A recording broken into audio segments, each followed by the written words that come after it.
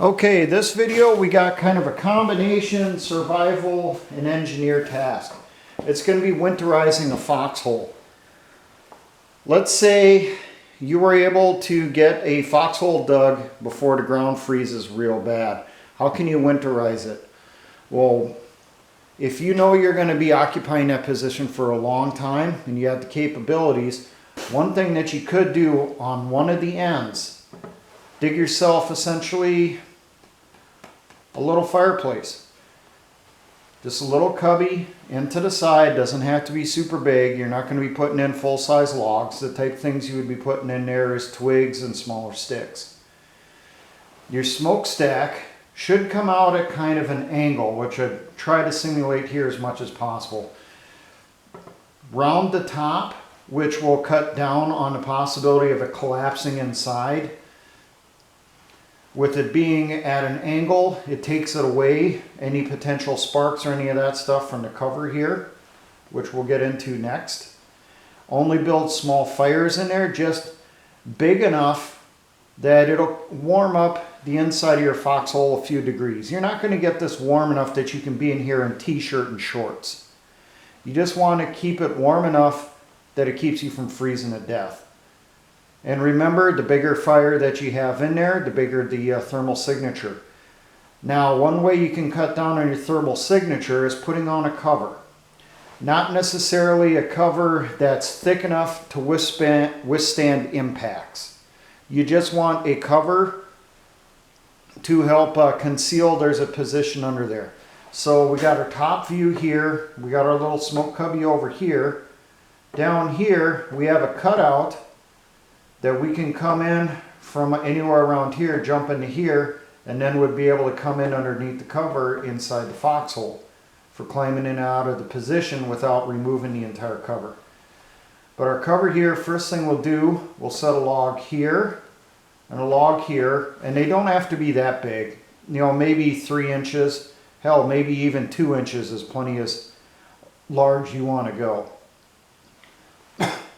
Then put some others as braces over the top of that, and then tie them together. Use whatever you have available. If there's some type of vine in the area, I'd recommend using that. Otherwise, old tripwire, communications wire, 550 cord, rope, whatever you have available. Tie it so that you get yourself a frame. Over the top of this, you'll put a Mylar survival blanket. The Mylar side facing down into the position, the tarp side facing out. Tie it onto your frame, maybe using some of the loose ends from your ends of each log, and then in the center here, tie it off to the eyelets on the blanket to hold it in place. Now, if you got to double it up and that stuff, because you're not going as big, depends on the size of your blanket, just tuck the excess up underneath here and then still tie it off as best you can so it's not going to fly off or fly away.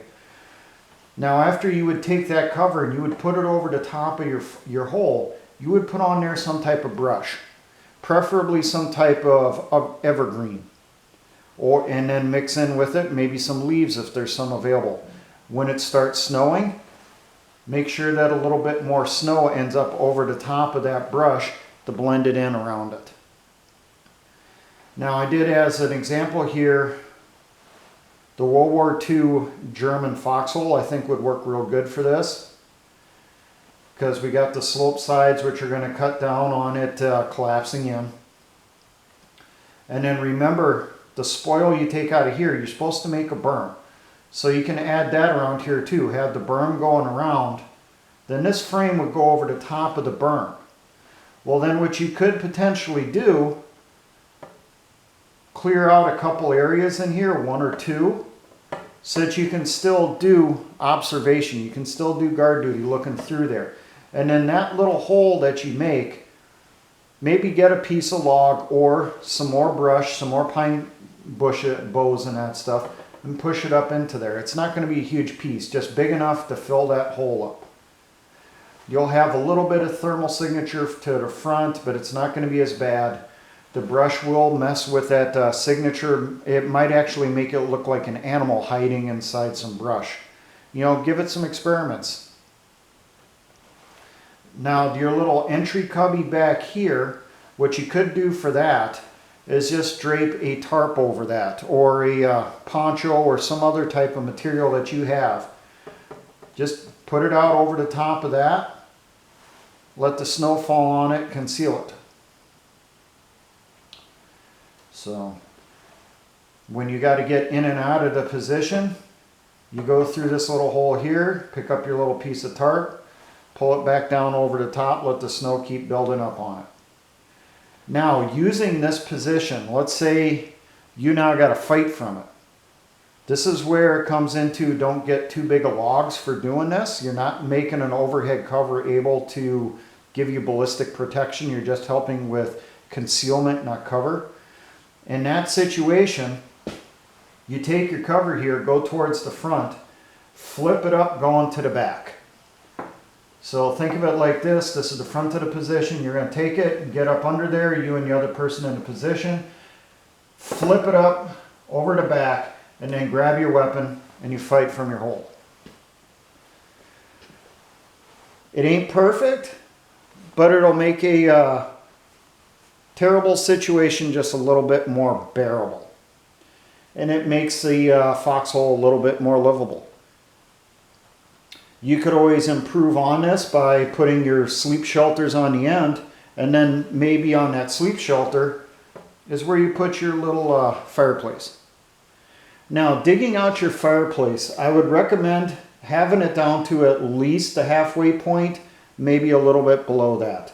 Depending on the ground, well, you might be able to dig it out by taking your E-tool, putting it in there, and then start spinning it around. Make yourself a little post hole digger that way, and then scoop out the dirt with your hand, and then just keep making your channel going down till you get the right depth that you want. Note the depth that you are, you know, how far down your arm goes in the ground or whatever. Then go inside your foxhole, do the comparison to figure out, okay, this is as far down as my little tunnel goes, so then I'm going to start digging my little fireplace underneath that to connect with the shaft that you dug in. If you got a post hole digger, especially the spinning ones, not just the two-legged ones where you got to put it down, bring it, you know, put it down, spread it, you know, pull it out. If you got one of the spin ones, that would be real good. Just angle it down towards your position, and the same thing, get an idea of generally how far down it goes, and then dig from your foxhole over to that shaft to create your little fireplace. Don't make your fires too big in there. Watch the materials you put inside, cut down on the sparks, so not too much on the green stuff, because remember, evergreen stuff does burn. That's where it comes into when it starts snowing. Tossing some additional snow on there, which will cut down on that. And remember, you're going to have possibly a little bit of dark soot marks that will appear around your the end of your chimney shaft here. Go through, you know, especially before sunlight comes up, maybe push that snow in or gather it up, toss it out, spread it out, try to make sure you got nice clean snow around the end of your shaft so it's not going to be as noticeable. It's very likely, if you do real good on covering up your IR signature, the only IR someone would get scanning the area would be the little hole for your chimney, and they could think that that's maybe the entrance to an animal's burrow. So, give it an experiment, you know, see how it works for you, what works best. I've never actually done this. This is just a theory or concept I've been working on in my mind for a few years, that I think it could potentially work. If you're inside a northern region and you're able to get to your position in the ground before it freezes. Something to think about. Now, for all my engineer brothers and Patriot Militia movements, always remember, essayons.